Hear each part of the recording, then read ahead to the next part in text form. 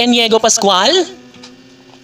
Nabulilyaso nga ba ang kaniyang hiling na kasal para kay Piolo Pascual at Kissy Concepcion?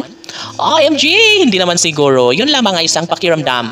Pakiramdam na talaga nga namang hindi maaari na mangyayari na mawalang bisa lamang ang lahat sa kanilang pangarap ni Papa P at Christina. Sa totoo lang ay malaki ang tiwala ni Inigo Pascual na maisakatuparan din sa tamang panahon ang kanilang pag-iisang dibdib ni Papa P at Christina. Alam niyo ba kung bakit naging malungkot ang puso ni Inigo Pascual? Dahil noon pa naman sana ay gusto na ni Inigo Pascual na maksilayan na ng buong daigdig ang pag-iisang dibdib ni Papa P at Christina. Ganon si Inigo Pascual na tunay na nagmamahal sa amang si Papa P at nais niya lamang na lumigaya ang amang si Piolo Pascual sa piling ng babaeng kanyang pinakaminamahal na si Christina.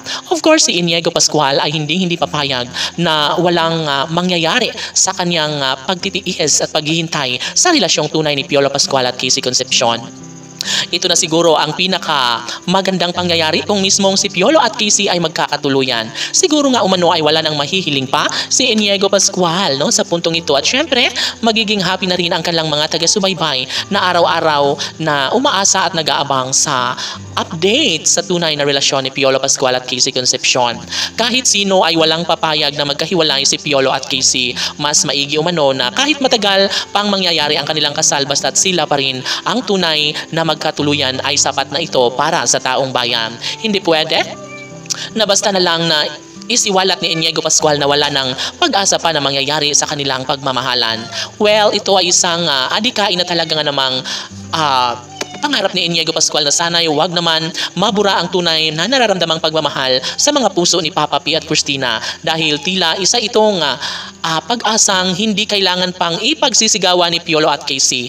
Basta't ramdam lamang ng taong bayan na mayroon pang pag-asa na naghihintay sa relasyon ni Papa P at Christina ay syempre wala na rin naman silang masasabi pa dahil ramdam nila na tunay at wagas ang pagmamahalan na inialay ni Piolo Pascual kay Kissy Concepcion. Siguro hindi ito mahirap para kay Christina ang tanggapin ng lahat na kahit mayroon siyang nobyo ngayon ay maaari pa rin naman na magbago ang takbo ng panahon at ang tanging pipiliin niya pa rin ay si Piolo Pascual lamang. Syempre mahalaga ito para kay Inigo Pascual at ng mga taong tunay na nagmamahal sa relasyon ni Kissy at Piolo. Siyempre, pangarap nila na sana nga ay mabuo na ang pangarap na para kay Piolo at Kissy na maikasal na sila sa mas lalong madaling panahon. Yes, magtagumpay lamang ang aktor at si Christina sa kanilang pagmamahalan ay wala nang ibang mahihiling pa si Inigo Pascual at ng kanilang mga taga-subaybay dahil kaligayahan sa puso ni Inigo Pascual ay kaligayahan na rin sa taong bayan lalong-lalo na kapag matuloy nga ang pag-iisang dibdib ni Papa P at Christina. Kaya si Fiji Fanatics laban!